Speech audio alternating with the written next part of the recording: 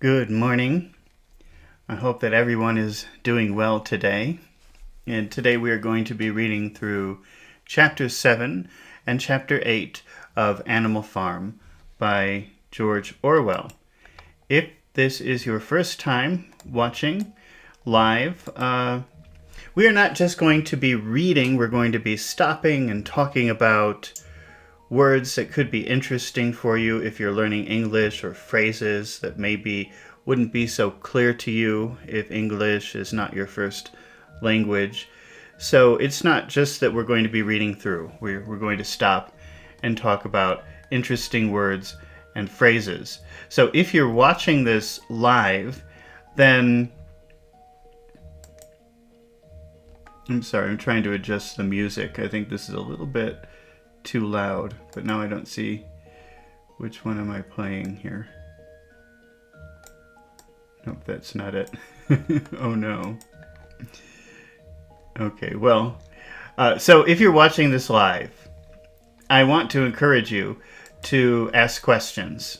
If you don't understand a word, if you don't understand a phrase, then ask in the chat, because that's the whole point of doing this. Don't think you're interrupting me. I want you to ask questions as we go. All right, well, let's get started with Chapter 7 of Animal Farm by George Orwell. It was a bitter winter. You know, bitter, I guess, it's a type of flavor. What is something that's bitter? Let's find some examples of bitter food or bitter ingredients. You probably already know this word bitter, meaning this. Let's see. So some herbs are bitter, some fruits, but they don't... Oh, wait. I'll ask ChatGPT.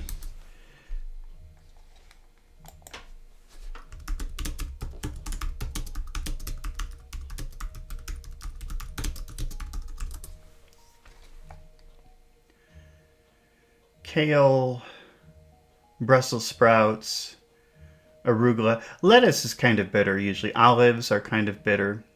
It's a type of flavor. Beer is kind of bitter. Sage. Okay, so that's a flavor. That's mostly how you would know bitter. But we also use bitter to talk about something that is very extreme or very difficult. So if you're having a bitter winter, that's an extremely cold winter with a lot of snow.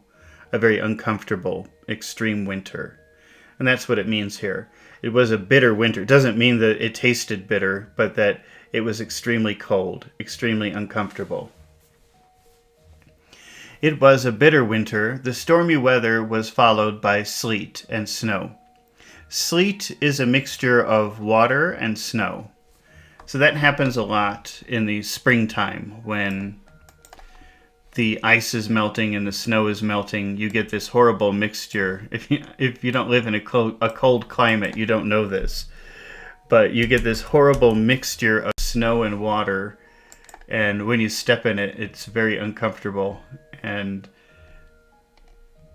they don't show any very good pictures of sleet. What they show, it looks like hail. Let's just say it's extremely wet snow. And it's a very uncomfortable thing, and a very messy thing. The stormy weather was followed by sleet and snow, and then by hard frost, which did not break till well into February.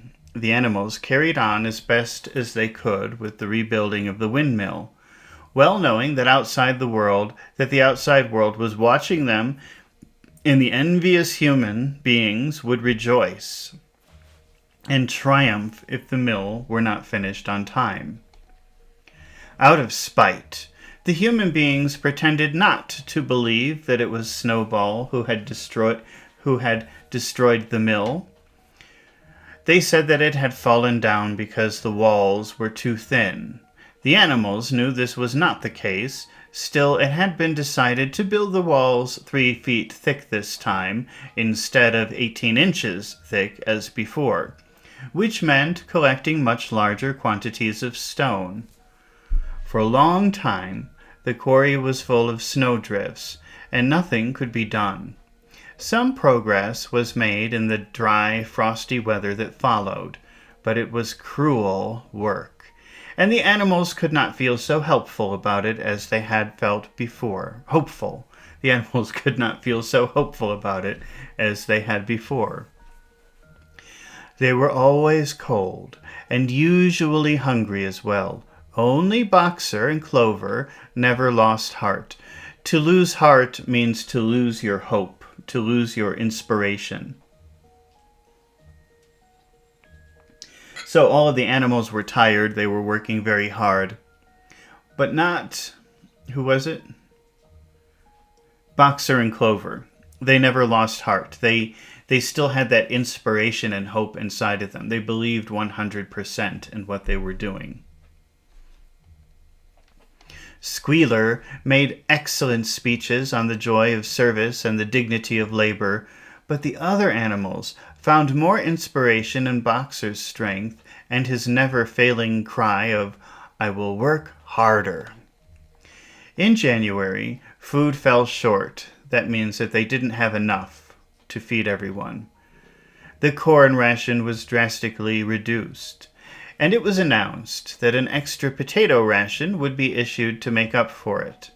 Then it was discovered that the greater part of the potato crop had been frosted in the clamps, which had not been covered thickly enough.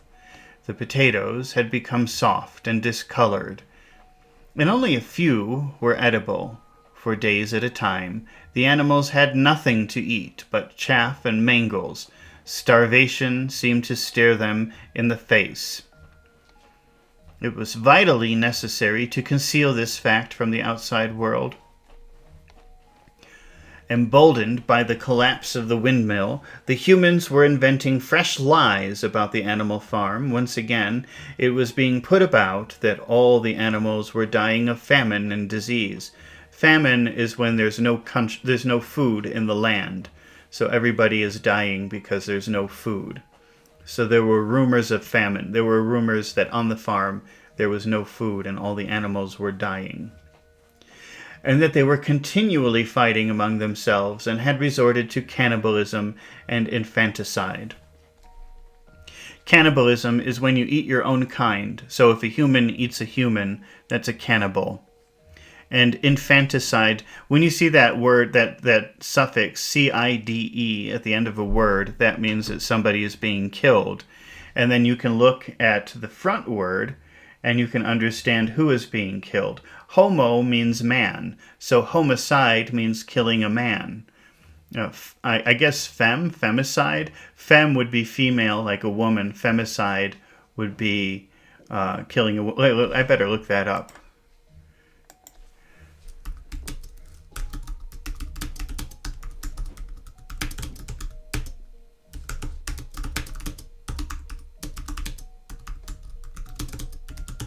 Let me see if it's femicide. I think it is.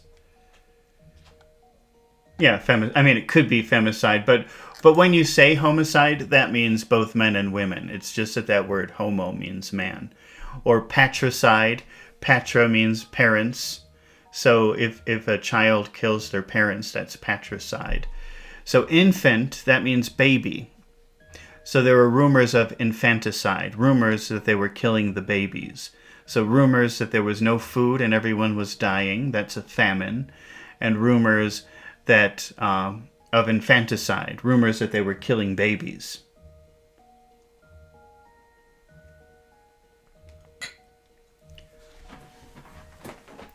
Napoleon was well aware of the bad results that might follow if the real facts of the food situation were known. He decided to make the real facts of the food situation. He decided to make use of Mr. Whymper to spread a contrary impression. Hitherto, the animals had had little or no contact with Whymper on his weekly visits. Now, however, a few selected animals, mostly sheep, were instructed to remark casually. Amir says, "Hello, Amir, how are you doing today? Good morning. Thank you for coming and watching today." A few selected animals, mostly sheep, were instructed to remark casually in hearing that the rations had been increased. To To do something in a casual way means to do something in a way that is not obvious. So they chose some sheep as representatives. Now, if the sheep had said, "We're not starving," that would be too obvious. So they were supposed to casually mention that they have a lot of food. "Oh, how are you doing today? That's nice." "Oh, me? I'm fine. Actually, I feel a little sick because I ate so much food last night." That's like a casual way of mentioning, or an organic way of mentioning that there's enough food. In addition, Napoleon ordered the almost empty bins in the store shed to be filled nearly to the brim with sand. The brim means the top. So there's no grain, there's no food in the bins, in the containers. So Napoleon said, fill it with sand, fill it to the brim, fill it to the top with sand, which was then covered up with what remained of the grain and meal. On some suitable pretext, Whymper was led through a store shed and allowed to catch a glimpse of the bins. He was deceived and continued to report to the outside world that there was no food shortage on Animal Farm. So they filled the food containers with sand, and then with the little food that they did have on the top, they put that on top to make it look like it was full. And so Mr. Whymper thought that they had plenty of food, quite a bit of food. Recuerdo says, probably it does not exist, but when killing spiders, can you say spider-side? Well, probably they use like a word like arachna. Let's see. Let me ask ChatGPT. Does spider-side exist?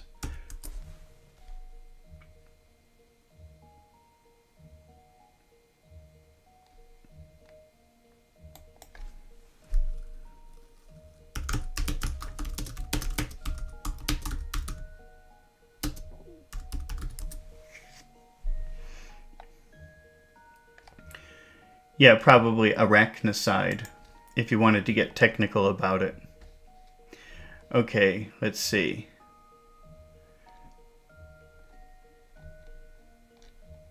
Nevertheless, toward the end of January, it became obvious that it would be necessary to procure more grain from somewhere. In these days, Napoleon rarely appeared in public, but spent all his time in the farmhouse, which was guarded at each door by fierce-looking dogs.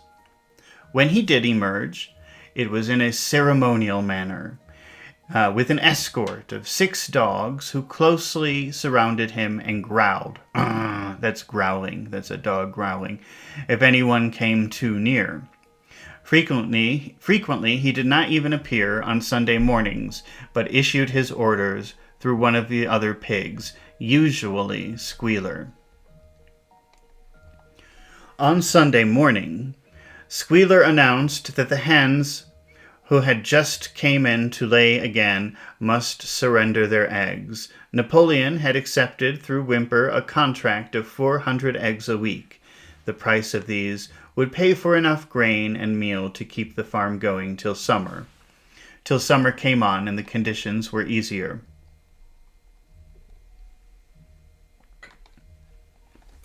When the hens heard this, they raised a terrible outcry. They had been warned earlier that this sacrifice might be necessary, but had not believed that it would really happen. They were just getting their clutches ready for the spring sitting, and they protested that to take the eggs away now would be murder. For the first time since the expulsion of Jones, there was something resembling a rebellion, led by 3 young black Minorca pullets. The hens made a determined effort to thwart Napoleon's wishes. That word thwart, that's kind of an interesting word. Let's see what the definition is. I mean, I know what it means, but I can't exactly... To thwart means like to sabotage, but you probably don't know that word either. Wait, let's see.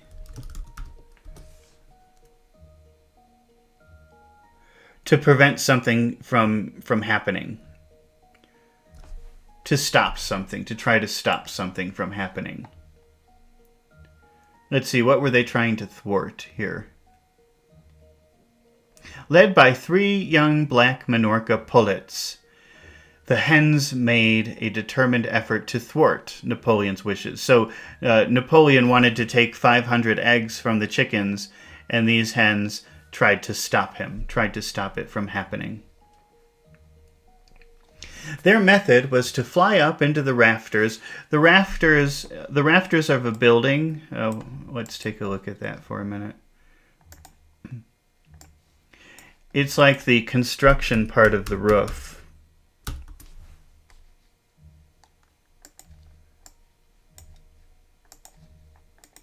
So if you're living in a house, normally you would not see this part of the house.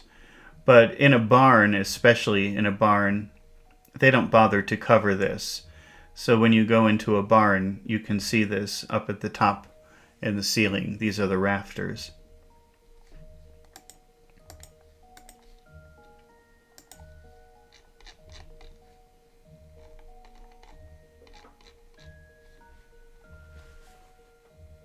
Their method was to fly up to the rafters and there lay their eggs, which smashed to pieces on the floor.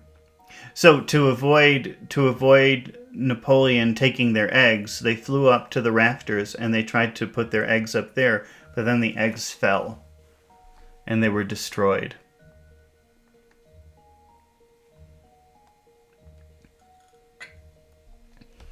Napoleon acted swiftly and ruthlessly. To be ruthless means to have no consideration for other people. It doesn't matter how much you hurt other people. To have no mercy. So Napoleon promised these 500 eggs to get money for food for the community, but the hens didn't want to give up their eggs, so they tried to put their eggs way up in the rafters, and now there are no eggs, period. None to sell, and none to make new chickens with.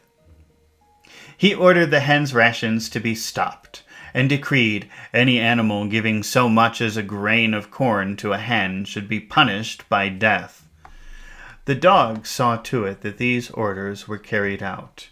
For 5 days the hens held out. They capitulated and went back to their nesting boxes. Capitulated means like they gave up. They surrendered.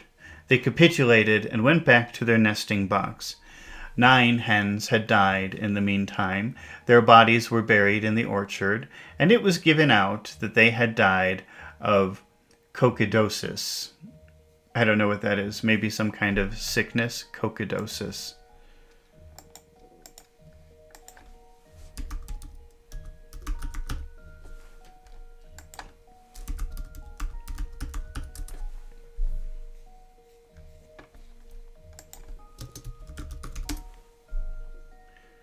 A disease of birds and mammals that chiefly affects the intestines. So some kind of digestive problem for birds, I guess. That's way too specific for us, I guess. Whymper heard nothing of this affair, and the eggs were duly delivered, a grocer's van driving up to the farm once a week to take them away. All this while no more had been seen of Snowball, he was rumored to be hiding in one of the neighboring farms, either Foxwood or Pinchfield. Napoleon was by this time on slightly better terms with the other farmers than before. It happened that there was in the yard a pile of timber which had been stacked there 10 years earlier. Timber is just wood. So when you chop a tree and then you remove the bark, the outside part, and you have wood that you can use for building, that's called timber. There was a pile in the yard, a pile of timber which had been stacked 10 years earlier when a beech spinney was cleared. So beech is a type of tree. I don't know what spinney means. I guess that's maybe a stage of... Well, let's see, spinney.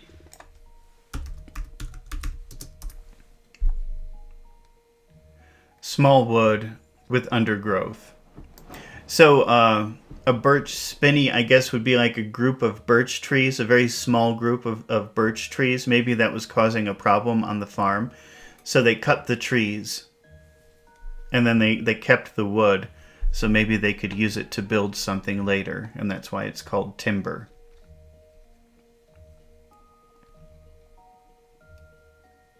It was well seasoned, and Whymper had advised Napoleon to sell it. Seasoned wood means that it's dry or ready to burn for a fire. I don't think that there's any other way to use that. Usually when you talk about seasoned wood, that means it's nice and dry and ready to burn for a fire.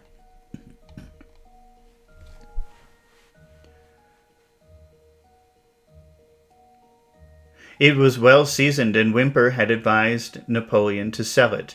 Both Mr. Pilkington and Mr. Frederick were anxious to buy it. Napoleon was hesitating between the two, unable to make up his mind.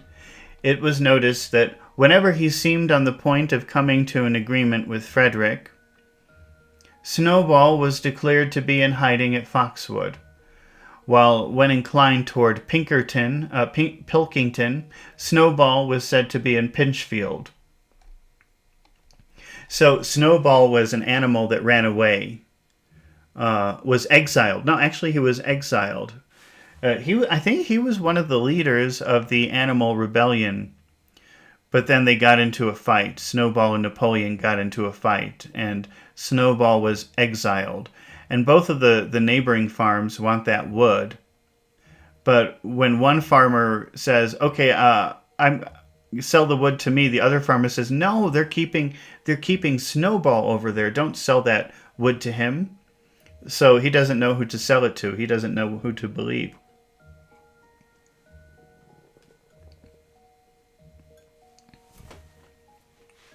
Suddenly, early in the spring, an alarming thing was discovered. Snowball was secretly frequenting the farm by night. To frequent a place means you go there often. So if I say there's a cafe that I frequent, that means there's a cafe where I go there all the time, every day. Something like, not every day, but several times a week. So to frequent a place means you go there very often. Suddenly, early in the spring, an alarming thing was discovered. Snowball was secretly frequenting the farm by night. So Snowball would come very frequently to visit the farm by night. The animals were so disturbed that they could hardly sleep in their stalls. Every night, it was said that he came creeping in under the cover of darkness. Creeping means walking very lightly, so nobody can hear you or see you. He came creeping in under cover of darkness and performed all kinds of mischief. Mischief is bad things. He stole the corn. He upset the milk pails. He broke the eggs. He trampled the seed beds. He gnawed the bark of the fruit trees. Whenever anything went wrong, it became usual to attribute it to Snowball. If a window was broken or a drain was blocked up, someone was certain to say that Snowball had come in the night and done it. And when the key of the store shed was lost, the whole farm was convinced that Snowball had thrown it down the well. Curiously enough, they went on believing this even after the mislaid key was found under a sack of meal. The cows declared unanimously. When something is unanimous, that means everyone agrees, nobody disagrees. So every single cow agreed. The cows declared unanimously that Snowball crept into the stalls and milked them in their sleep. The rats, who had been troublesome that winter, were also said to be in league with Snowball. Napoleon decreed that there should be a full investigation into Snowball's activities. With his dogs and attendants, he set out and made a careful tour of inspection of the farm buildings. No other animals followed the other animals following at a respectful distance. At every few steps, Napoleon stopped and snuffed the ground for traces of Snowball's footsteps, which he said he could hardly detect by the smell. He snuffed in every corner, in the barn, in the cowshed, in the henhouses, in the vegetable garden, and found traces of Snowball almost everywhere. He would put his snout. Snout is what an animal has for a nose. So a human has a nose, but an animal has a snout.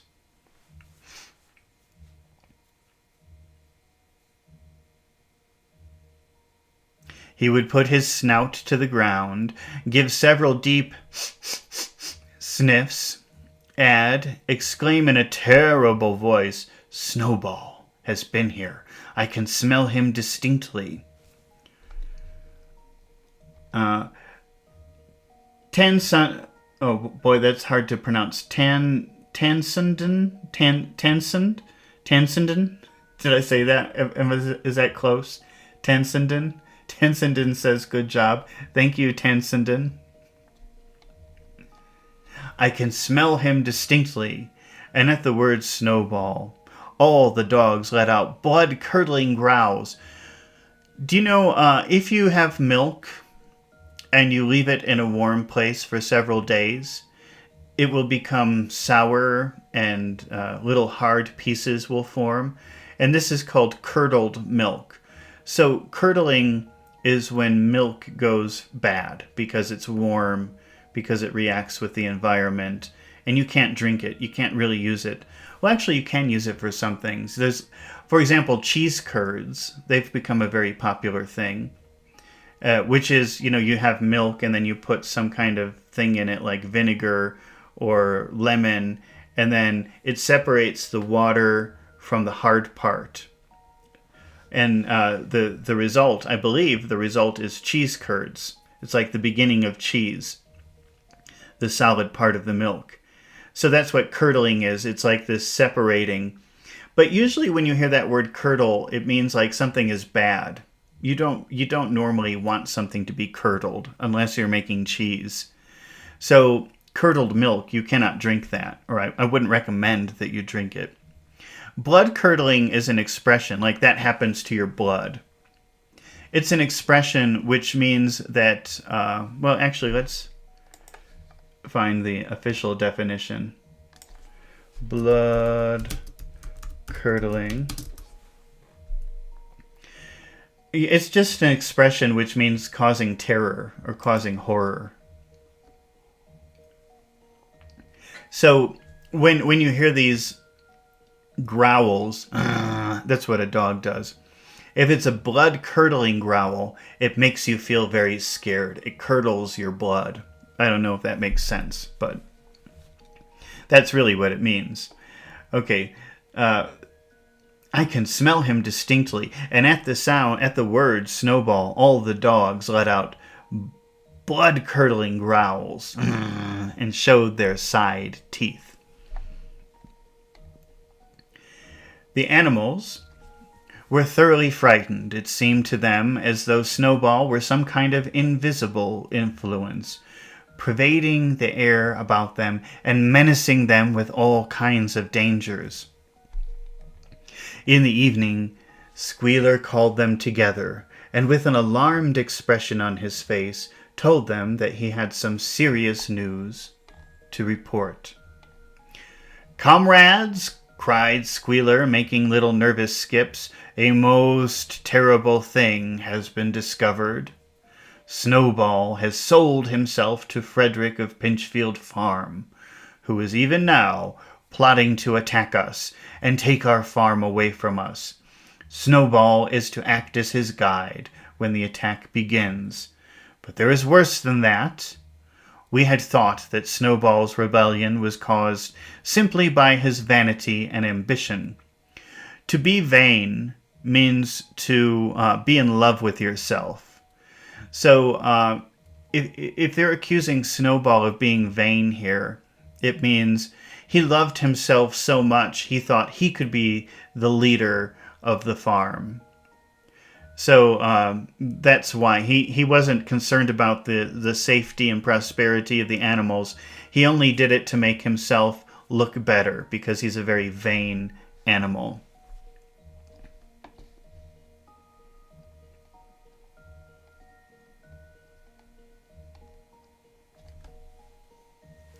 But we were wrong, comrades. Do you know what the real reason was? Snowball was in league with Jones from the very start. To be in league with someone means to make an agreement with them, to agree to work together. So Jones, who was the original owner of the farm before the animal rebellion, he says Snowball has always been in league with Jones. That means that they were always working together.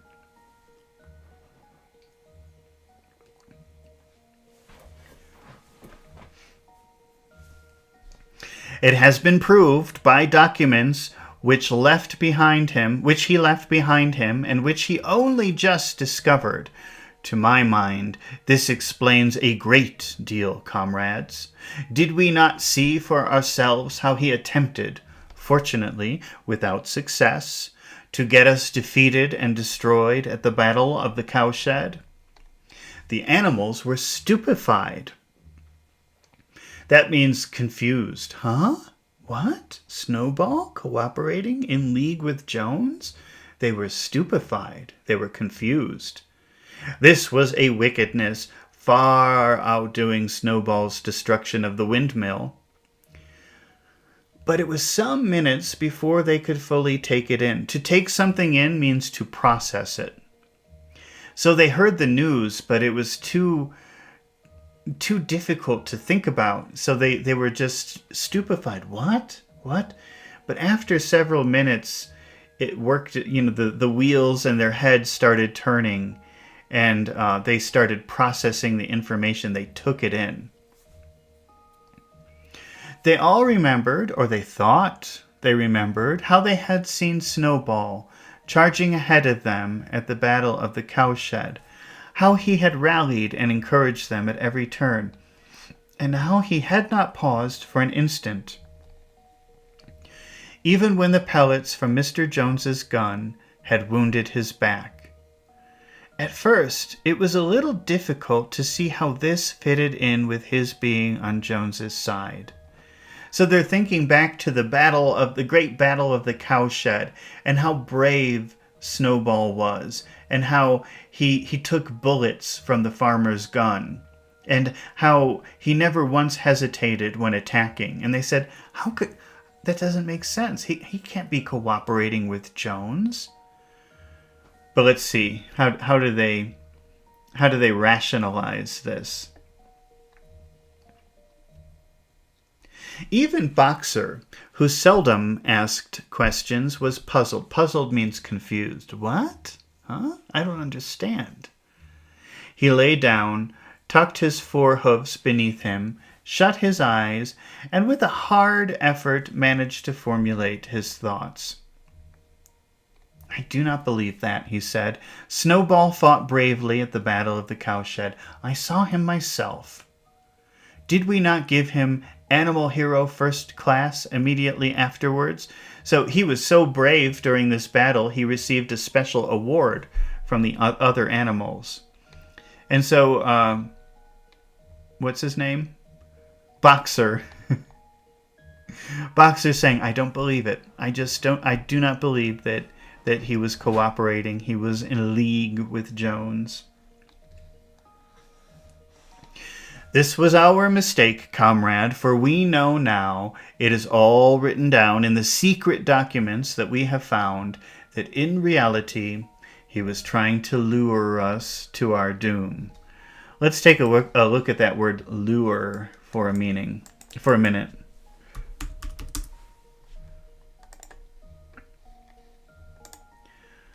I don't know how many of you ever go fishing. And then, of course, if you do go fishing, maybe it's different in your country. But when you go fishing, at least in the US, you always use something like this. So you have the hook, and then you have like a beautiful fish here under the hook. And what do you think is the purpose of the fish? Is it just because it's pretty? No, it's because you put that in the water, And then the fish says, yummy, look at that delicious fish. And then it goes and bites, and then you have a fish. A lure is something that says, come on, come over here, come look at this beautiful thing I have, come over here. So when you lure someone, you're tempting them to come towards you like a trap. It's usually for a trap. These are fish lures. How do they use lure here?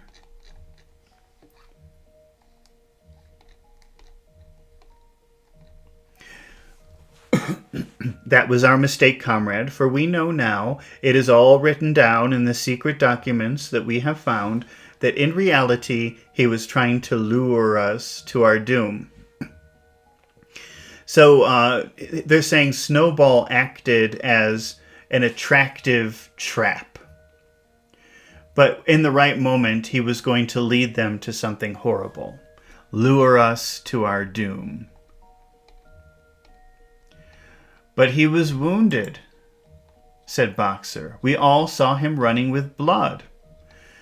That was part of the arrangement, cried Squealer. Jones' shot only grazed him. If you take a gun and you shoot something or someone and the bullet goes inside, this is shooting someone or something. But if the bullet goes like this,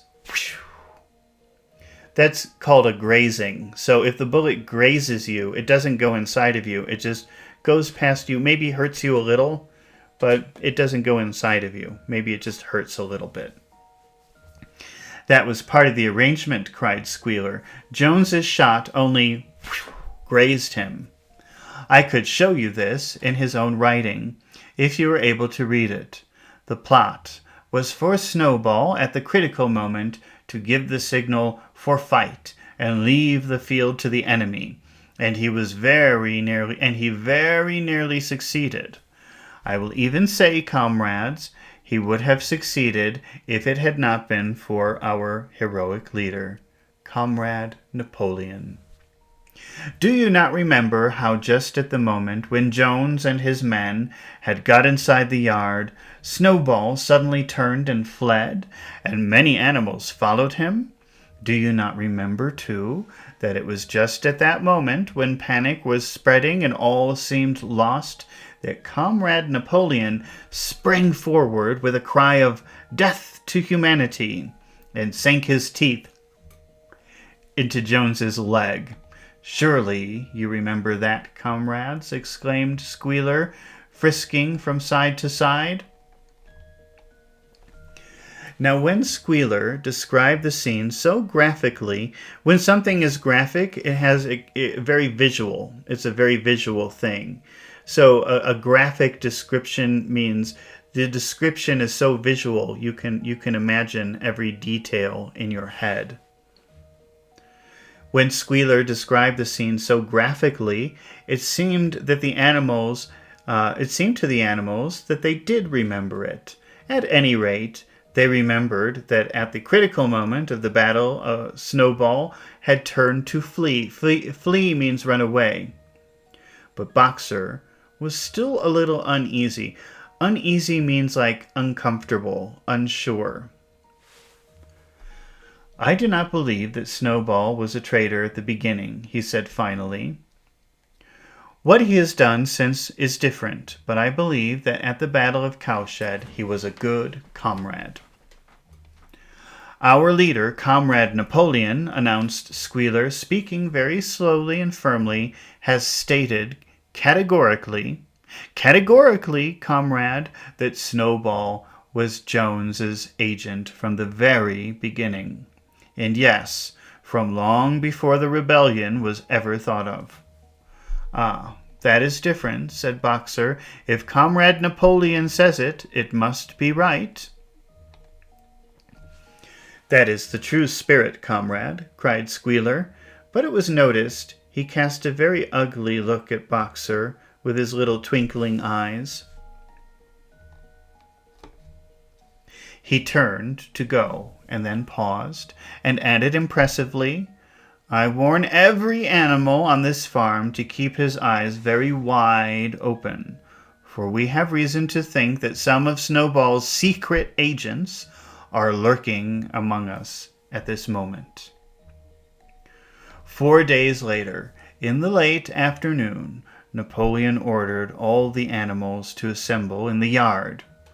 When they were all gathered together, Napoleon emerged from the farmhouse wearing both his medals, for he had recently awarded himself Animal Hero First Class and Animal Hero Second Class, with his 9 huge dogs frisking round him and uttering growls, those are growls, that sent shivers down all the animals' spines. They all cowered silently in their places. To cower is like this. Like you're afraid, so you're trying to protect yourself. This is cowering. They all cowered silently in their places, seeming to know in advance that some terrible thing was about to happen. Napoleon stood sternly surveying his audience, and then he uttered a high-pitched whimper. That's a whimper. Heidi says, lure, entice, tempt, coax. Yeah, they're all pretty similar. Amir says, my soul left my body. Why did your soul leave your body, Amir? Napoleon stood sternly, surveying his audience, and then he uttered a high-pitched whimper. That's a whimper. So if somebody is crying like this, that's somebody whimpering. Immediately, the dogs bounded forward, seized 4 of the pigs by the ear, and dragged them, squealing. Squealing is what a pig does. Wee, wee, wee. That's a sound of a pig. Squealing with pain and terror, to Napoleon's feet. The pigs' ears were bleeding. The dogs had tasted blood, and for a few moments they appeared to go quite mad. To the amazement of everybody, 3 of them flung themselves upon Boxer. Boxer saw them coming and put out his great hoof, caught a dog in mid-air, and pinned him to the ground. The dog shrieked for mercy, and the other 2 fled with their tails between their legs. Boxer looked at Napoleon to know whether he should crush the dog to death or let it go. Napoleon appeared to change his countenance. Countenance is your facial expression. So it seems like the facial expression of Napoleon changed.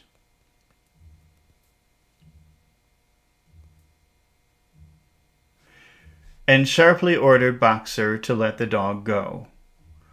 Whereat Boxer lifted his hoof, and the dog slunk away. Slinking away is like this.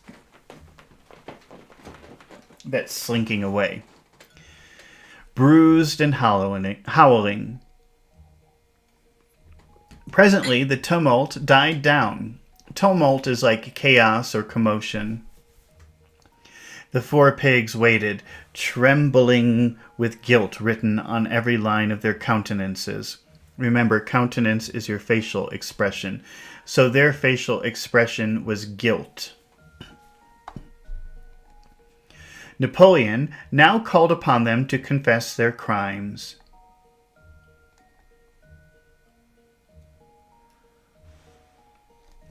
Amir says, nice explanation of winter because it was written, sent something out the spines, if I am right, just to make a synonym for that. I don't remember that. That was something we read, sent out from their spines. I don't remember that. Let's see, whimpering. Napoleon stood sternly surveying his audience. Then he uttered a high-pitched whimper. Immediately the dogs bounded forward, seized 4 of the pigs by the ear, dragged them, squealing in pain. Oh, no, I'm not sure.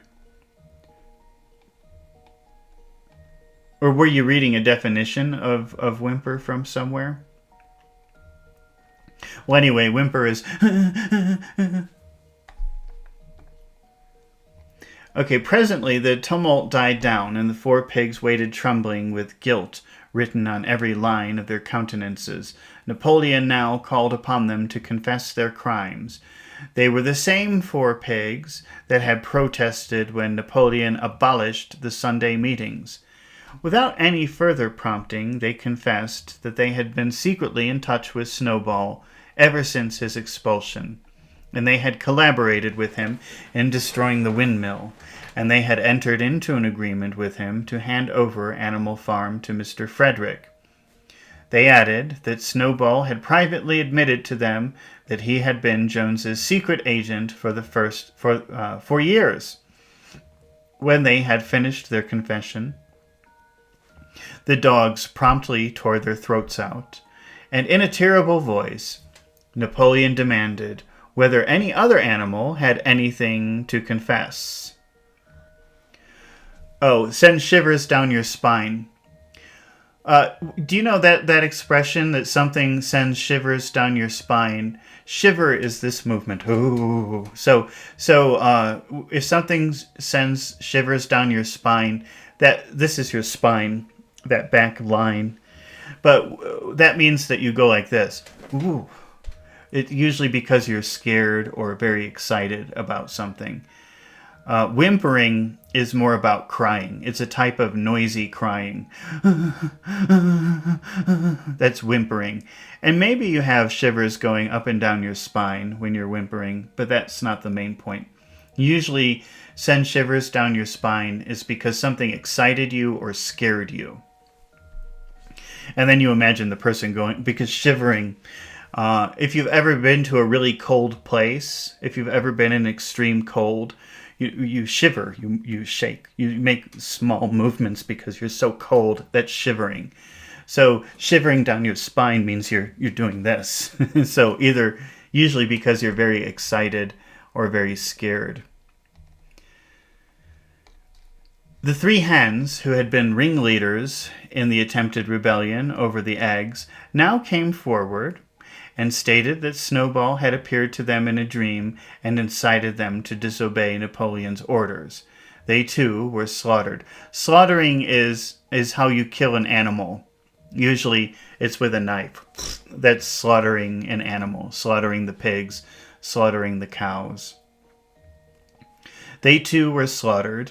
Then a goose came forward and confessed to having secreted 6 ears of corn during the last year's harvest and eaten them in the night. Then a sheep confessed of having urinated in the drinking pool. Urged to do this, so he said, by Snowball, and 2 other sheep confessed to having murdered an old ram, an especially devoted follower of Napoleon, by chasing him round and round a bonfire when he was suffering from a cough. They were all slain. That means killed. Killed usually with something sharp. And so the tale of confessions and executions went on until there was a pile of corpses lying. Corpses are dead bodies. So the confessions continued until there was a pile of dead bodies lying before Napoleon's feet. And the air was heavy with the smell of blood, which had been unknown there since the expulsion of Jones. It was all over. The remaining animals, except for the pigs and dogs, crept away. Uh-oh, now I'm blurry. I have to... If I make any sudden movements with this camera, I get blurry, and now I have to fix it. Just let me readjust the settings on the camera.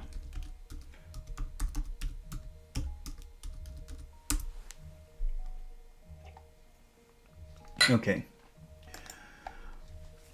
When it was all over, the remaining animals, except for the pigs and dogs, crept away in a body. So in a big group, the animals, very scared, walked away very silently, looking around, hoping nothing would happen to them. They were very scared. They were shaken and miserable.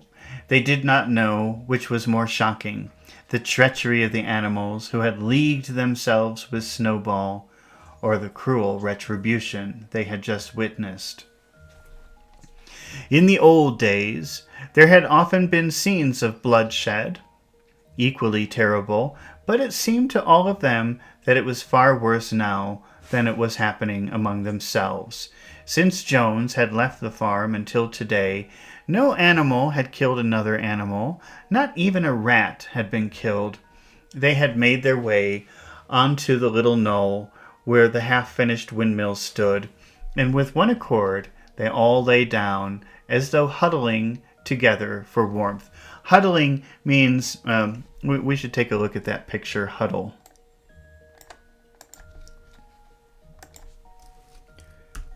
It means everybody coming together, usually in like a circle.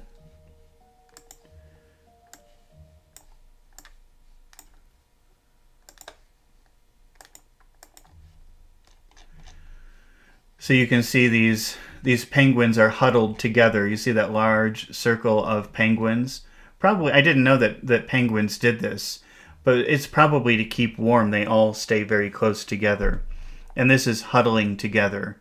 You can see these monkeys are huddled together. When you see people like this is people huddled together. N is asking, what does treachery mean? I don't know if you know the word traitor. Have you ever seen that word traitor? Well, I actually better write that down because there are two words. There's number one, traitor.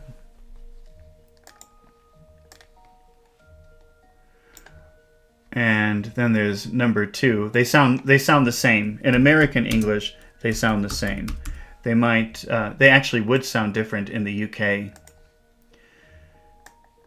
but not in North America. These two words sound the same. So maybe you know the word betray. So hopefully you know some of these words, like betray, maybe.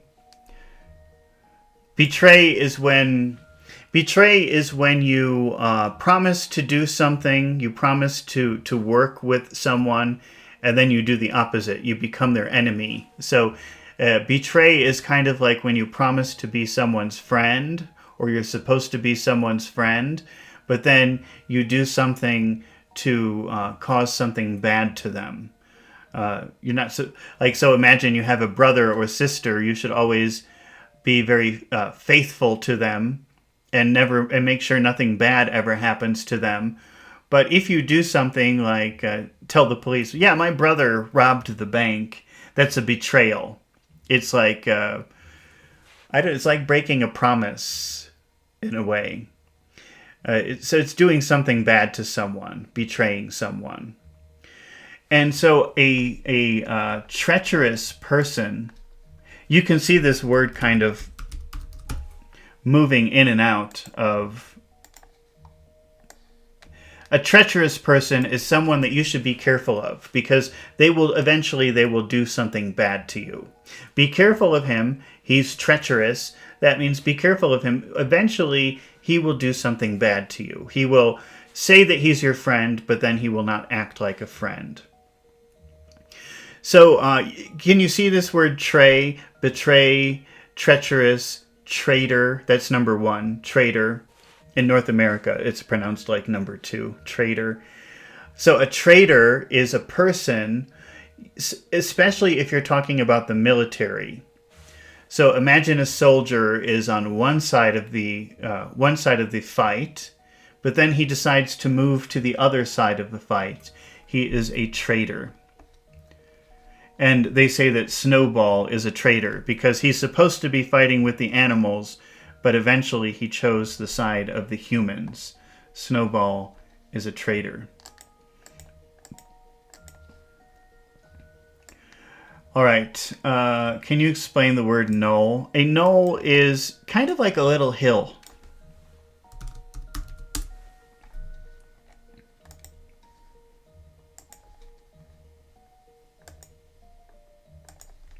So here's a picture of a knoll. It's just a small hill. Nothing. So not as big as a hill or a mountain. Kind of like a small hill. These are knolls.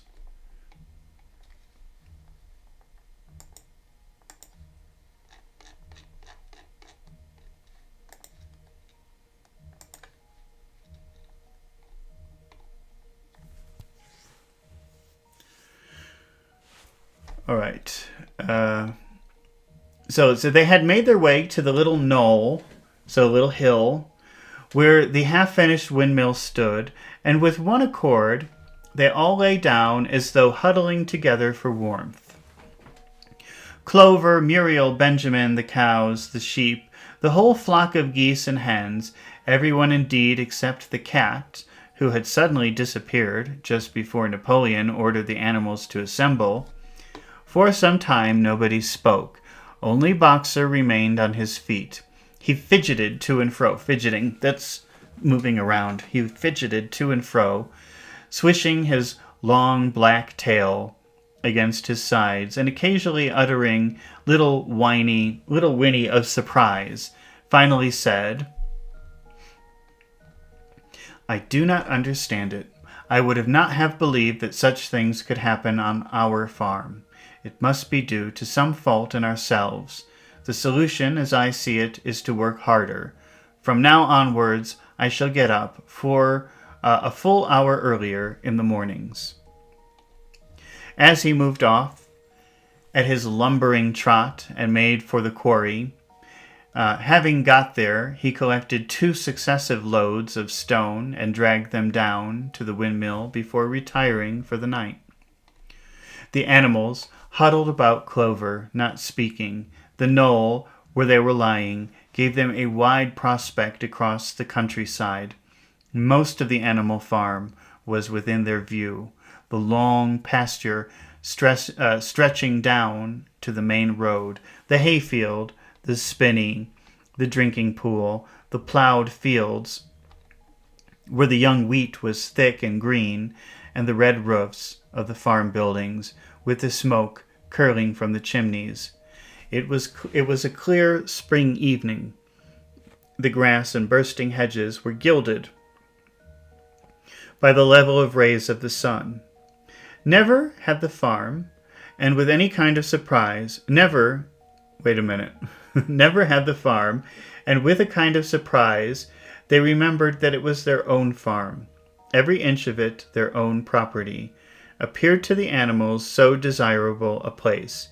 So even after this horrible incident, it was such a beautiful night, a beautiful evening, that they really appreciated being there. As Clover looked down the hillside, her eyes filled with tears. If she could have spoken her thoughts, it would have been to say that this was not what they had aimed at when they set themselves years ago to work for the overthrow of the human race. These scenes of terror and slaughter were not what they had looked forward to on the night when old Major first stirred them to rebellion. If she herself had had any picture of the future, it had been of a society of animals set free from hunger and the whip, all equal, each working according to his capacity, the strong protecting the weak, as she had protected the lost brood of ducklings with her foreleg on the night of Major's speech. Instead, she did not know why they had come to a time when no one dared speak his mind, when fierce, growling dogs roamed everywhere, and when you had to watch your comrades torn to pieces after confessing to shocking crimes.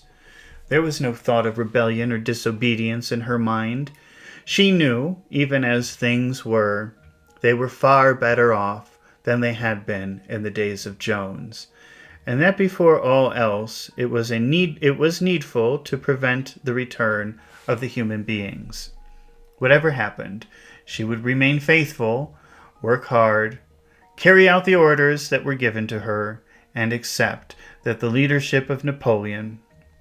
But still, it was not for this that she and all the other animals had hoped and toiled. It was not for this that they had built the windmill and faced the bullets of Jones's gun. Such were her thoughts, though she lacked the words to express them. At last, feeling this to be in some way a substitute for the words she was unable to find, she began to sing "Beasts of the Field." The other animals sitting round her took it up, and they sang it 3 times over, very tunefully, but slowly and mournfully, in a way they had never sung it before. They had just finished singing it for the 3rd time when Squealer, attended by 2 dogs, approached them. With an air of having something important to say, he announced, "By a special decree of Comrade Napoleon, Beasts of England had been abolished. From now onwards, it was a forbidden song." The animals were taken aback. To be taken aback is to be surprised, confused and surprised. You know, if somebody surprises you and you're confused, you go like this. So that's moving back. So it's like surprise and what? It's that kind of feeling, to be taken aback. "Why?" cried Muriel. "It's no longer needed, comrades," said Squealer stiffly. "Beasts of England" was the song of the rebellion, but the rebellion is now completed. The execution of the traitors this afternoon was the final act. The enemy, both external and internal, has been defeated. In Beasts of England, we expressed our longing for a better society in the days to come. But that society has now been established. Clearly, this song has no longer any purpose. Frightened though they were, some of the animals might possibly have protested, but at this moment the sheep set up their usual bleating of 4 legs good, 2 legs bad, which went on for several minutes and put an end to the discussion. So Beasts of England was heard no more. In its place, Minimus the poet had composed another song, which began, Animal farm, never through me shalt thou come to harm." Okay, well, that's kind of older traditional English, but that just means you will never be damaged, you will never be harmed on Animal Farm. So we the animals promise never to destroy Animal Farm is kind of what it means. And this was sung every Sunday morning after the hoisting the flag, but somehow neither the words nor the tune ever seemed to the animals to come up to Beasts of England. So they sang the new song, but it never seemed right. They never really meant it the way that, in the sincere way that they meant Beasts of England. All right, well, that was the end of chapter 7. That was kind of a long chapter. That took an hour. But let's continue. Let's move on to chapter 8. A few days later, when the terror caused by the executions had died down, some of the animals remembered, or thought they remembered, that the 6th commandment decreed, "No animal shall kill any other animal," and though no one cared to mention it in the hearing of the pigs or the dogs, it was felt that the killings which had taken place did not square with this. If something doesn't square, that means that it doesn't fit.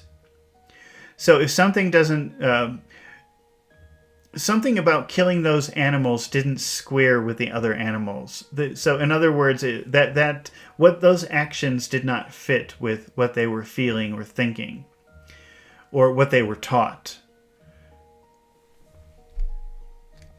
It didn't make sense to them. Usually when you say something doesn't square, that means it doesn't make sense according to what I know.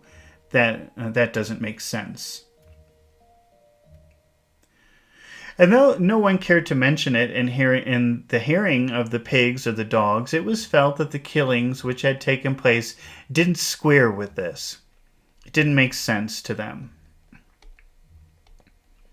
Clover asked Benjamin to read her the 6th commandment, and when Benjamin, as usual, said that he refused to meddle in such matters, she fetched Muriel. Muriel read the commandment for her. It ran, "No animal shall kill any other animal without cause." So the original commandment was no animal shall kill another animal. But then somebody added without cause, without a good reason. Somehow or other, the last two words had slipped out of the animal's memory, but they saw now in the commandments had not been violated, for clearly there was good reason for killing the traitors, who had leagued themselves with Snowball. Throughout the year, the animals worked even harder than they had worked in the previous year to rebuild the windmill with walls twice as thick as before, and to finish it by the appointed date. Together with regular work of the farm was a tremendous labor. There were times when it seemed to the animals that they worked longer hours and fed no better than they had done in Jones's day. On Sunday mornings, Squealer, holding down a long strip of paper with his trotter, would read out to them lists of figures proving that the production of every class of foodstuff had been increased by 200%, 300%, or 500%, as the case might be. So the animals are working really hard, but they're not eating better. They're more tired, and the animals that could remember think it wasn't this bad when the humans were in charge. But then the pigs who are in charge of the animal farm say, no, look, we're doing 500% more, 300% more. The animals saw no reason to disbelieve him, especially as they could no longer remember very clearly what conditions had been like before the rebellion. All the same, there were days when they felt they would sooner have had less figures and more food. Figures are numbers, so they wish they had fewer numbers, the pigs. No, you see, it's not true. You're not suffering. Look at these numbers. We're making more than ever before. And the animals are saying, okay, maybe it's true. I don't know, but I wish I had more food. That's kind of like the current government. There's no inflation. Things aren't more expensive. Look at the numbers. But then people can't afford to eat anymore. All orders were now issued through Squealer or one of the other pigs. Napoleon himself was not seen in public as often as once in a fortnight. Fortnight means 14 nights or 2 weeks. When he did appear, he was attended not only by his retinue of dogs, but by a black cockerel who marched in front of him and acted as a kind of trumpeter, letting out aloud the sound, the sound of a rooster. That's in words, that's cock-a-doodle-doo. Letting out aloud, cock-a-doodle-doo. Before Napoleon spoke, even in the farmhouse, it was said, Napoleon inhabited separate apartments from the others. He took his meals alone, with 2 dogs to wait upon him, and always ate from the Crown Derby dinner service, which had been in the glass cupboard in the drawing-room. It was also announced that the gun would be fired every year on Napoleon's birthday, as well as on the other 2 anniversaries. Napoleon was now never spoken of simply as Napoleon. He was always referred to in his formal style, our leader, Comrade Napoleon. And the pigs liked to invent for him such titles as Father of all animals, Terror of mankind, Protector of the sheepfold, Duckling's friend, and the like. In his speeches, Squealer would talk with tears rolling down his cheeks of Napoleon's wisdom, the goodness of his heart, the deep love he bore to all animals. To bear something means to carry something, so the deep love he carried, bear, bore, born. The deep love that he bore to all animals everywhere, even and especially the unhappy animals who still lived in ignorance and slavery on other farms. It had become usual to give Napoleon the credit for every successful achievement and every stroke of good fortune. You would often hear one hen remark to another, "Under the guidance of our leader, Comrade Napoleon, I have laid 5 eggs in 6 days." Or two cows enjoying a drink at the pool would exclaim, "Thanks to the leadership of Comrade Napoleon, how excellent this water tastes." The general feeling on the farm was well expressed in a poem entitled Comrade Napoleon, which was composed by Minimus, and which ran as follows: "Friend of the fatherless, fountain of happiness, Lord of the swill bucket, oh, how my soul is on fire when I gaze at thy calm and commanding eye, like the sun in the sky, Comrade Napoleon." All right, well, they're using older kind of English here to make this poem. Some languages, they have like two forms of you. They have a you, or several forms of you. They have a you which you use with strangers, and then they have a you which you can use with your family or your friends. So many languages, especially Indo-European languages, have that feature. Two different yous, one for strangers and one for familiars. And English used to also have that. You, the word that we use now, that's like the formal you. But we used to have a familiar form, which would be thy or thee, depending on if it's an object or not. So just keep that in mind when we're reading this poem. Thy or thee means you. Lord of the swill bucket, oh, how my soul is on fire when I gaze at thy calm and commanding eye. So at your calm and commanding eye. Like in the sky, Comrade Napoleon, thou art the giver of all that thy creatures love. So you are the giver of all your creatures love.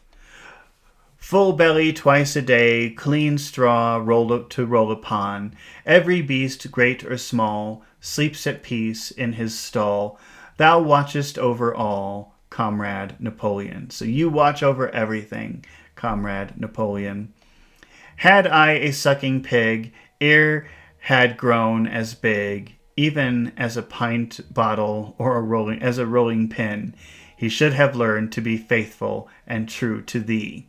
Yes, the first squeak should be Comrade Napoleon.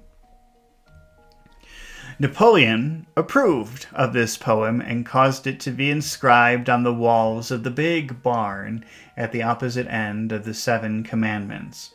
It was surmounted by a portrait of Napoleon in profile executed by Squealer in white paint. Meanwhile, through the agency of Whymper, Napoleon was engaged in complicated negotiations with Frederick and Pilkington. The pile of timber was still unsold. Of the two, Frederick was the more anxious to get hold of it, but he would not offer a reasonable price. At the same time, there was renewed rumors that Frederick and his men were plotting to attack Animal Farm and destroy the windmill, the building of which had aroused furious jealousy in him. Snowball was known to be still skulking on Pinchfield Farm. In the middle of the summer, the animals were alarmed to hear that 3 hens had come forward and confessed that, inspired by Snowball, they had entered into a plot to murder Napoleon. They were executed immediately, and fresh precautions for Napoleon's safety were taken. 4 dogs guarded his bed at night, 1 at each corner. And a young pig named Pink Eye was given the task of tasting all his food before he ate it, lest it should be poisoned. Lest is a word. It's like a signal that you put in front of a phrase that means, I'm afraid this will happen. So, it's raining, take an umbrella, lest you get wet. So it's a signal word that means, whatever I say after this means I'm afraid it's going to happen. It's cold outside, wear a coat, lest you get sick. It's pretty formal English, though, so it isn't used very much in conversation. It's more something that you see when you're reading something or writing something. But you could use it. You could say it in regular conversation. And then people will say, wow, your English is so fancy.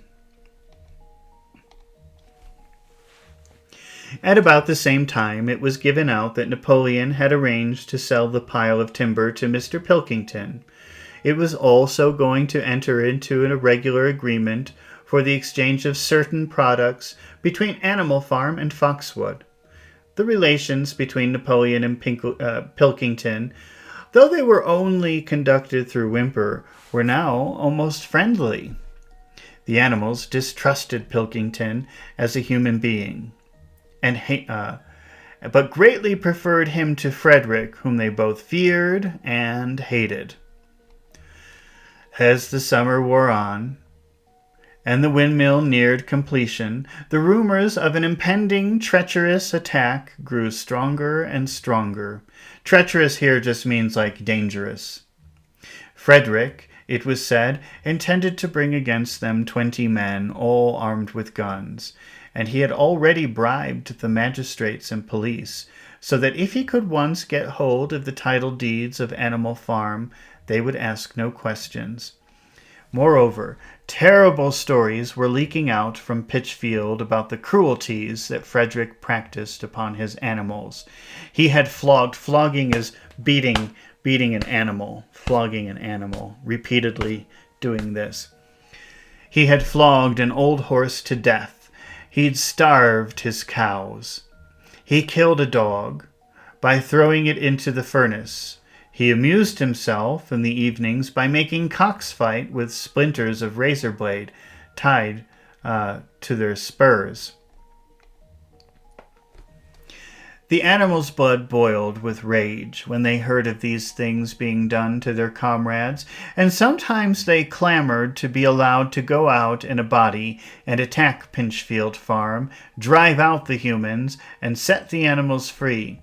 But Squealer counseled them to avoid rash actions. If you do something rashly, you do it without considering all of the consequences. So if you do something rashly, you do it quickly without thinking. So the animals are saying, let's go attack the next farm. And Squealer saying, don't do anything rash. Don't do anything without thinking about all of the consequences first. So Squealer counseled them to avoid rash actions and trust in Comrade Napoleon's strategy.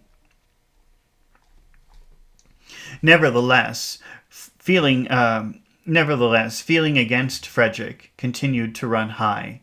One Sunday morning, Napoleon appeared in the barn and explained that he had never at any time contemplated selling the pile of timber to Frederick. He considered it beneath his dignity. He said, to have dealings with scoundrels of that description. Scoundrels are bad people. The pigeons who were still sent out to spread tidings means news. The pigeons who were sent out to spread news of the rebellion were forbidden to set foot anywhere on Foxwood, and were also ordered to drop their former slogan of "Death to Humanity" in favor of "Death to Frederick." In the late summer, yet another of Snowball's machinations were laid bare. The wheat crop was full of weeds, and it was discovered that on one of his nocturnal visits, Snowball had mixed weed seeds with seed corn. A gander, who had been privy to the plot, had confessed his guilt to Squealer, and immediately committed suicide by swallowing deadly nightshade berries. Do you remember earlier we were talking about how you can put CIDE at the end of a word and it means murder? So homicide means the murder of a man or a person. And what was the infanticide? That was the reason we were talking about it. Infant means baby, so infanticide means killing a baby. Well, this word sua means self. So suicide, that word suicide means kill yourself. So the goose that confessed to helping Snowball committed suicide. He killed himself after the confession.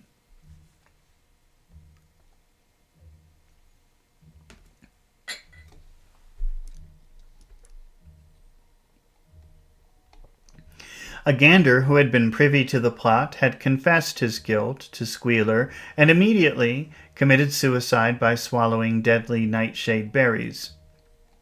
The animals now also learned that Snowball had never, as many of them had believed hitherto, received the order of Animal Hero First Class. So he fought very bravely in their first war against the humans, Snowball, and was given a special award. They created the award just to reward him for being so brave, but now they're saying, we never gave that award to him. That's a lie. That's not true.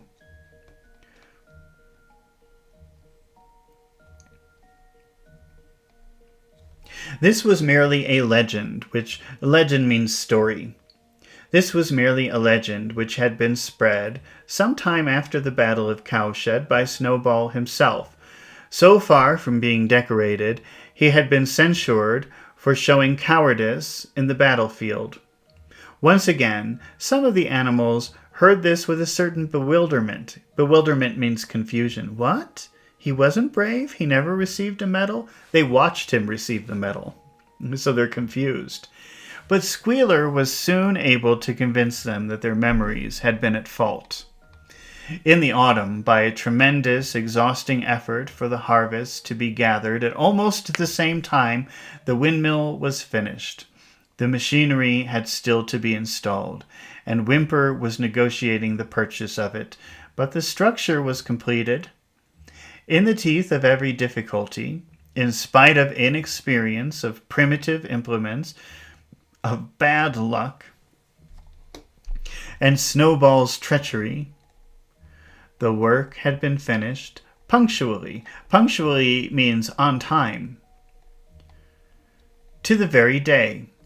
Tired out, but proud, the animals walked round and round this masterpiece, which appeared even more beautiful in their eyes than when it had been built in the first time. Moreover, the walls were twice as thick as before. Nothing short of explosives would lay them low this time.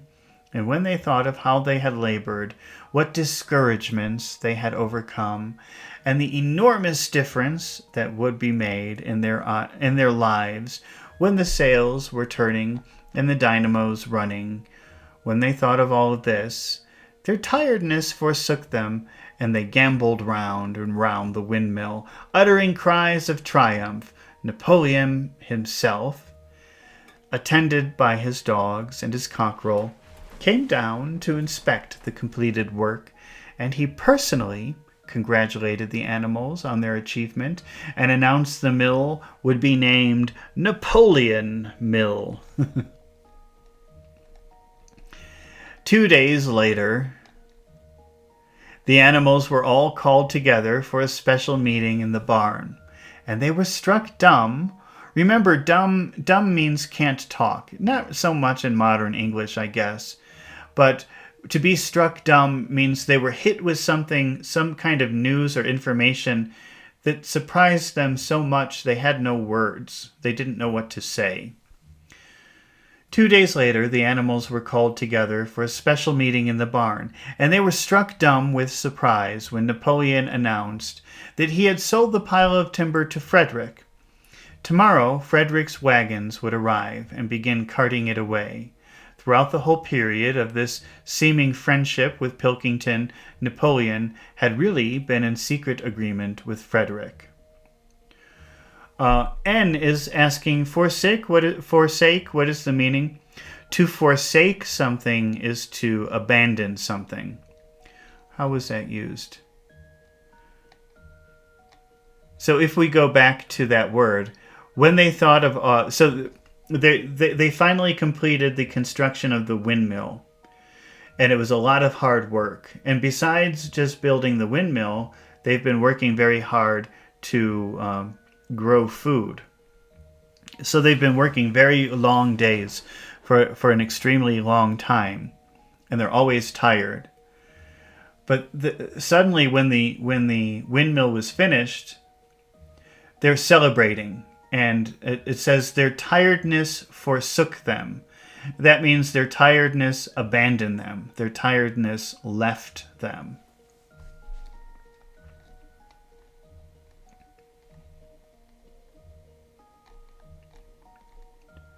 All relations with Foxwood had been broken off. Insulting messages had been sent to Pilkington. The pigeons had been told to avoid Pitchfield Farm and to alter their slogan from "Death to Frederick" to "Death to Pilkington." At the same time, Napoleon assured the animals that the stories of impending attack on Animal Farm were completely untrue, and that the tales about Frederick's cruelty to his own animals had been greatly exaggerated. All these rumors had probably originated with Snowball and his agents. So now they're switching sides and saying, oh, we didn't really mean all those things we said about Frederick. It's really Pilkington who's horrible. It now appeared that Snowball was not, after all, hiding on Pinchfield Farm, and in fact had never been there in his life.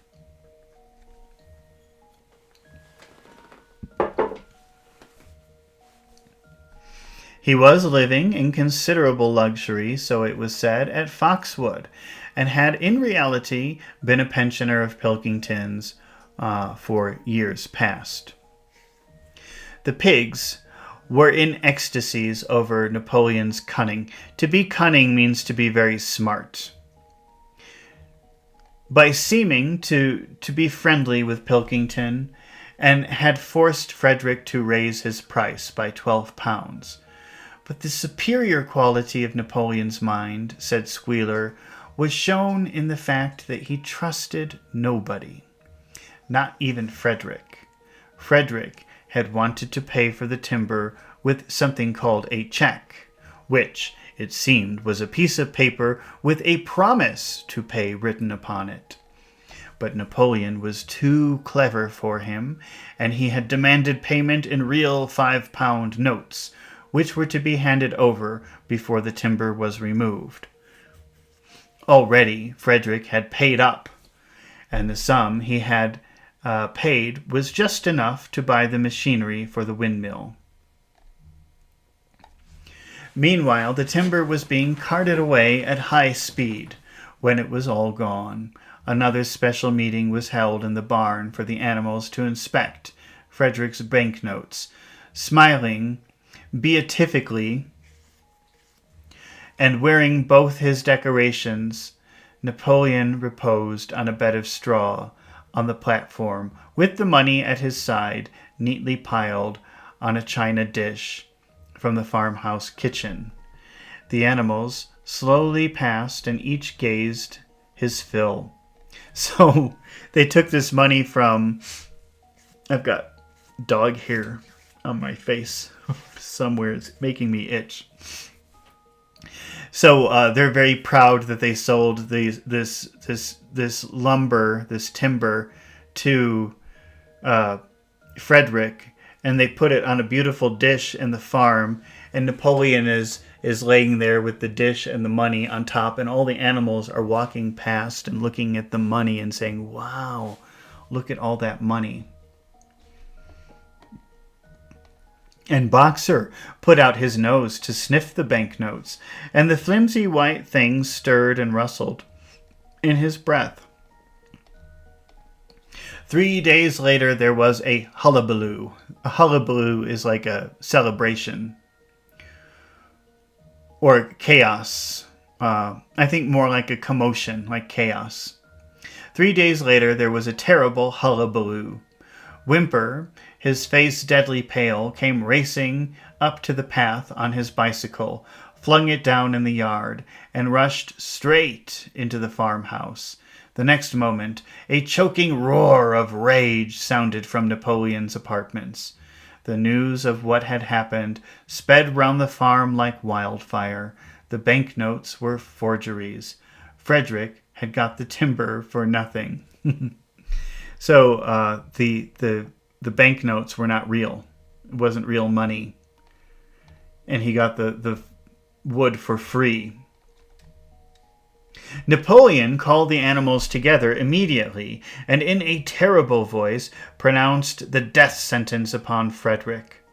When captured, he said, Frederick should be boiled alive, and at the same time he warned them that after this treacherous deed, the worst was to be expected. Frederick and his men might make their long-expected attack at any moment. Sentinels were placed at all approaches. That's like guards. So guards were placed at all the approaches to the farm. In addition, 4 pigeons were sent to Foxwood with the conciliatory message, which it was hoped might reestablish good relations with Pilkington. The very next morning, the attack came. The animals were at breakfast when the lookouts came racing in with the news that Frederick and his followers had already come through the 5-barred gate. Boldly enough, the animals sallied forth to meet them. But this time, they did not have the easy victory that they had had in the Battle of Cowshed.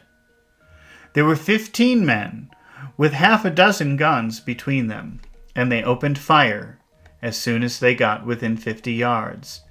The animals could not face the terrible explosions and the stinging pellets, and in spite of the efforts of Napoleon and Boxer to rally them, they were soon driven back. A number of them were already wounded. They took refuge in the farm buildings and peeped cautiously out from the chinks and knotholes. The whole of the big pasture, including the windmill, was in the hands of the enemy. For the moment, even Napoleon seemed at a loss. He paced up and down. Pacing is walking, so he paced up and down. He's nervous and he's walking this way and that way, to and fro, up and down. It's the same thing. He paced up and down without a word, his tail rigid and twitching. Twitching is weird, involuntary movements. Wistful glances were sent in the direction of Foxwood. If Pilkington and his men would help them, the day might yet be won. But at this moment, the 4 pigeons who had been sent out on the day before returned, one of them bearing a scrap of paper from Pilkington. A scrap of paper is like a little piece of paper. This is a scrap of paper. One of them bearing a scrap of paper from Pilkington. On it was penciled the words, "Serves you right." That expression, "serves you right," that means you deserve it. And it's kind of it's when you're satisfied, when you're happy that something bad has happened to another person because you feel like they deserve it. That's what you say. Serves you right. I hate you. You deserve the bad things that are happening to you. Meanwhile, Frederick and his men had halted about the windmill. The animals watched them, and a murmur of dismay went round. 2 of the men had produced a crowbar and a sledgehammer. They were going to knock the windmill down.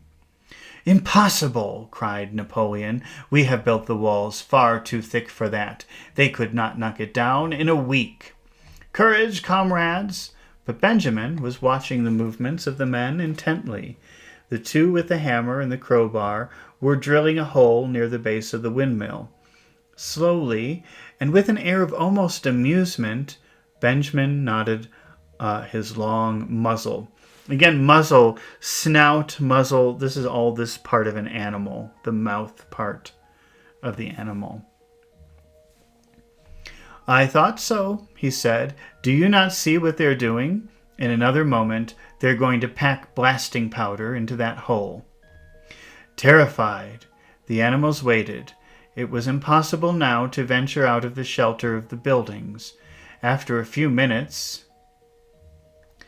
Amir is asking, what's the difference between a snout and a muzzle? That's a good... I don't think there is a difference, but let's check. I'm going to ask ChatGPT, because I don't really think there is a difference. Except when I hear snout, I think of maybe like I think more of the nose part. And when I hear muzzle, I think more of the mouth part. But it's the same thing. Let's see.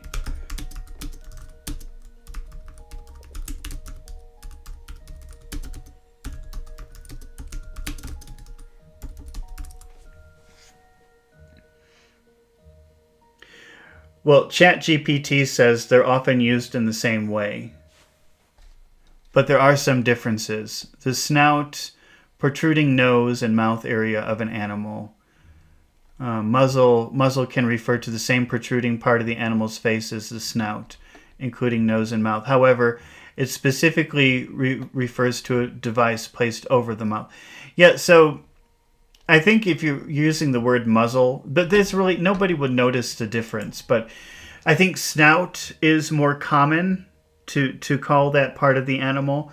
But if you say muzzle, you're probably focusing more on the mouth area than the nose area. But it's the same area.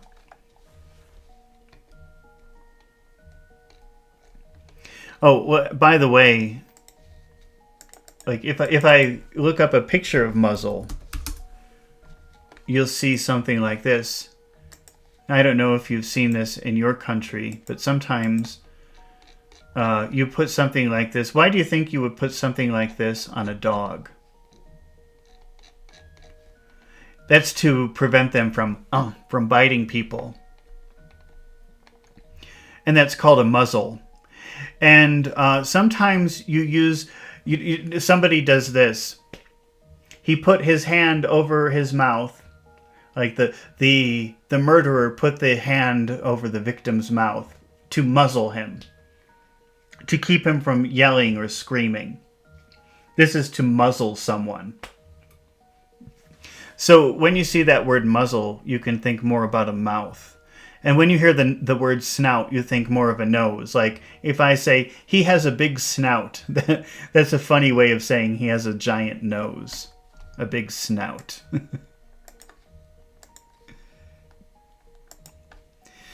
So I think the focus is a little bit different. When you say muzzle, the focus is on mouth. And when you say snout, the focus is on the nose.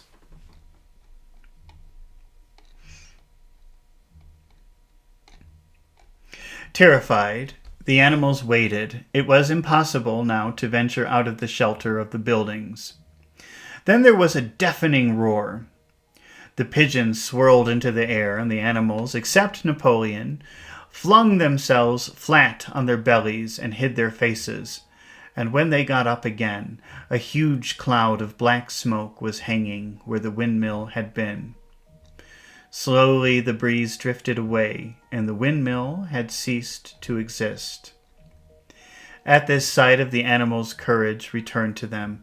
The fear and despair that they had felt a moment earlier was drowned in their rage. Rage is like extreme anger against the vile, contemptible act. A mighty cry for vengeance went up, and without waiting for further orders, they charged forth in a body and made straight for the enemy.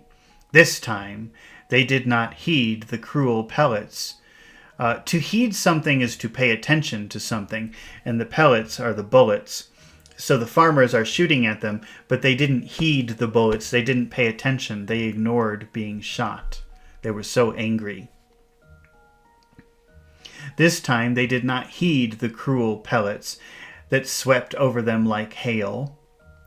It was a savage, bitter battle. The men fired again and again, and when the animals got to close quarters, lashed out at them, lashed out with their sticks and their heavy boots. A cow, 3 sheep, and 2 geese were killed, and nearly everyone was wounded. Even Napoleon, who was directing the operations from the rear, had the tip of his tail chipped by a pellet. But the men did not go unscathed either. 3 of them had their heads broken by blows. Blows are hits, by blows from boxers' hoofs. Another was gored in the belly by a cow's horn. Another had his trousers nearly torn off by Jessie and Bluebell. And when the 9 dogs of Napoleon's own bodyguard, whom he had instructed to make a detour under cover of the hedge, suddenly appeared on the men's flank, baying ferociously, panic overtook them. They saw that they were in danger of being surrounded. Frederick shouted to his men to get out while the going was good. So that means like, get out while you still can, escape while you still can, get out while the going is good. Uh, and the next moment, the cowardly enemy was running for dear life. The animals chased them down right to the bottom of the field and got in some last kicks. At them.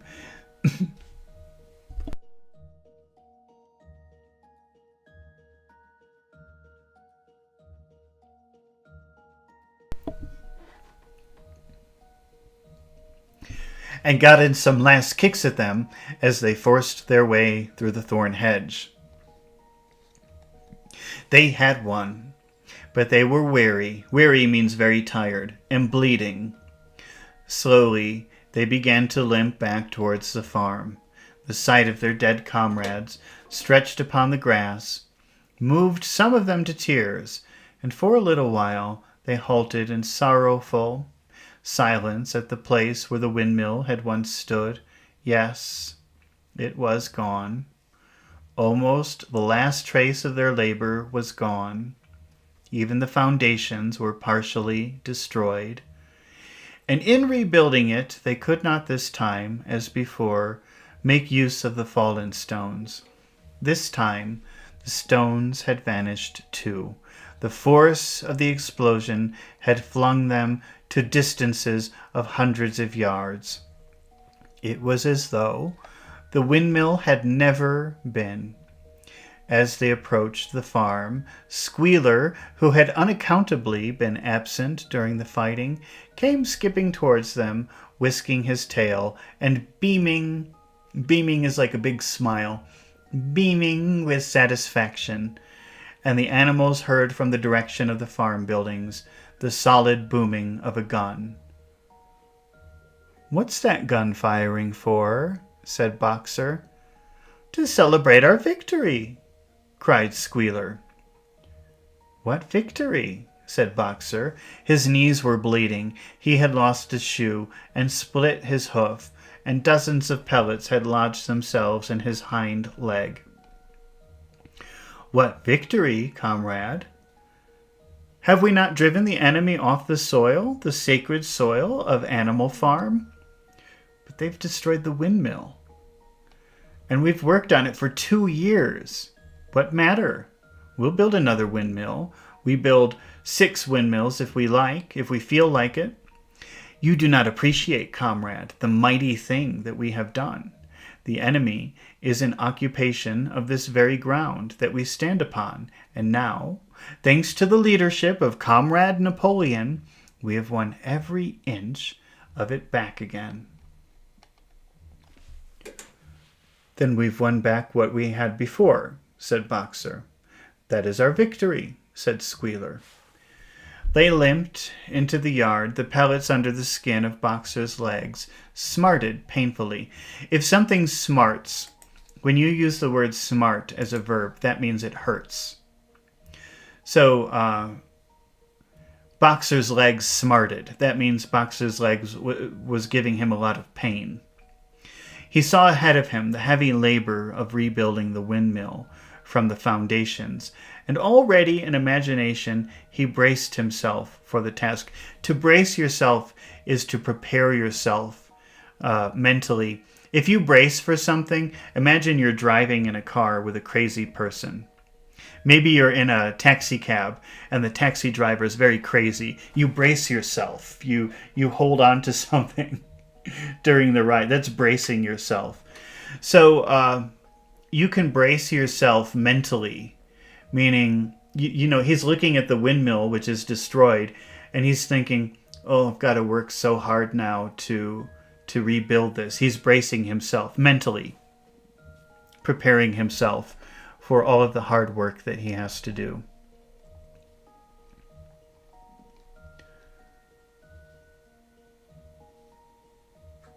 Already in imagination, he braced himself for the task. He's thinking, oh, this is going to be so hard, but I have to do it.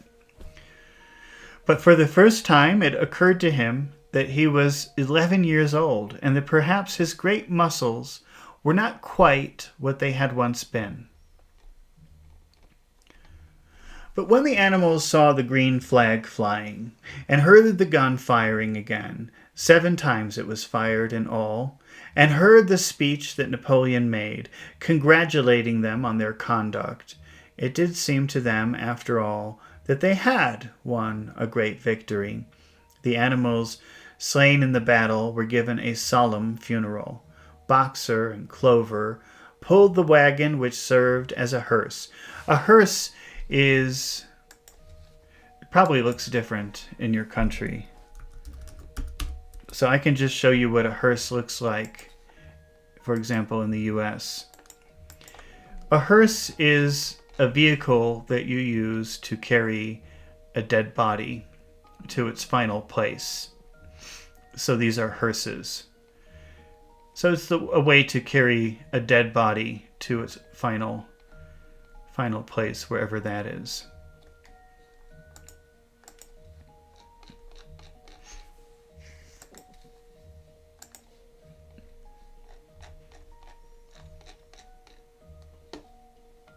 The animals slain in the battle were given a solemn funeral.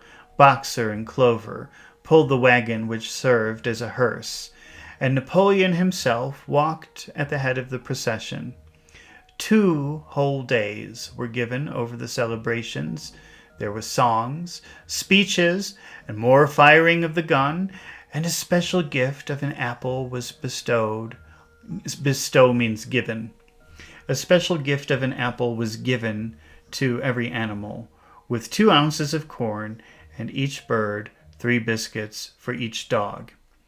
It was announced that the battle would be called the Battle of the Windmill. And Napoleon had created a new decoration, the Order of the Green Banner, which he had conferred upon himself in the general rejoicings. The unforgettable affair of the banknotes was forgotten.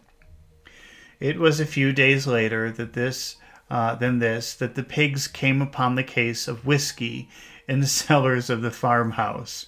It had been overlooked. When you overlook something, that means you can't see it. You're looking for something, you're looking for things, and something is right under you, but you don't see it. You look over it, so you don't see it. So these cases of whiskey in the cellar of the farmhouse were overlooked. All this time, they never noticed it. They never saw it.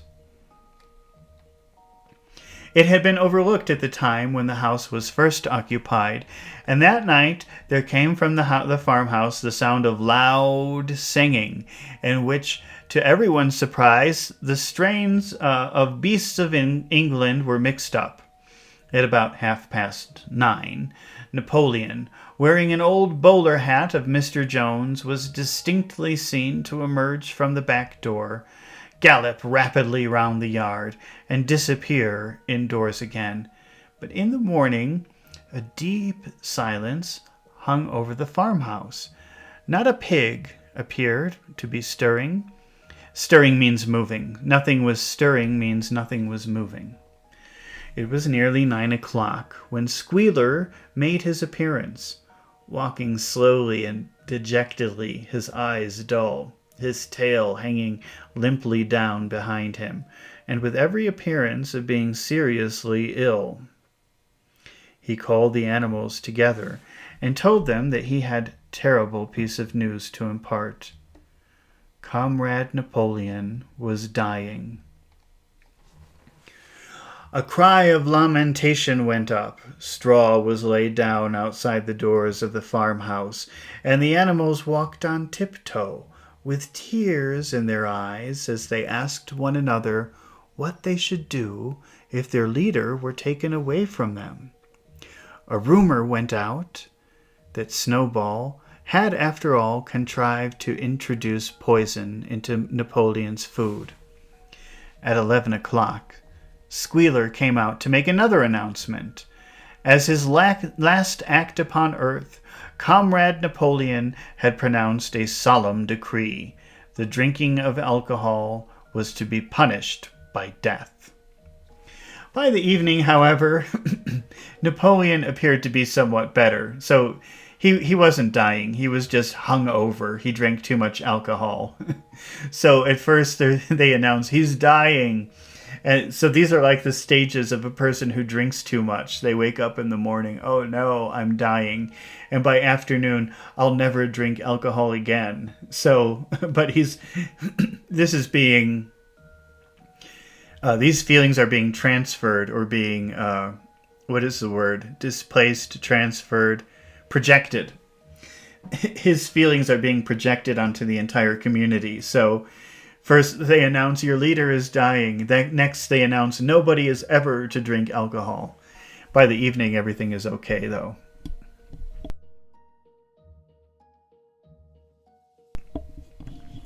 By the evening of that day, Napoleon was back at work, and on the next day it was learned that he had instructed Whymper to purchase in Willingdon some booklets on brewing and distilling. A week later, Napoleon gave orders that the small paddock behind the orchard, which it had previously been intended to set aside as grazing ground for the animals who were past work, was to be plowed up. It was given out that the pasture was exhausted and needed reseeding. But it soon became known that Napoleon intended to sow with it barley. And barley is an ingredient for, I think, beer and maybe whiskey.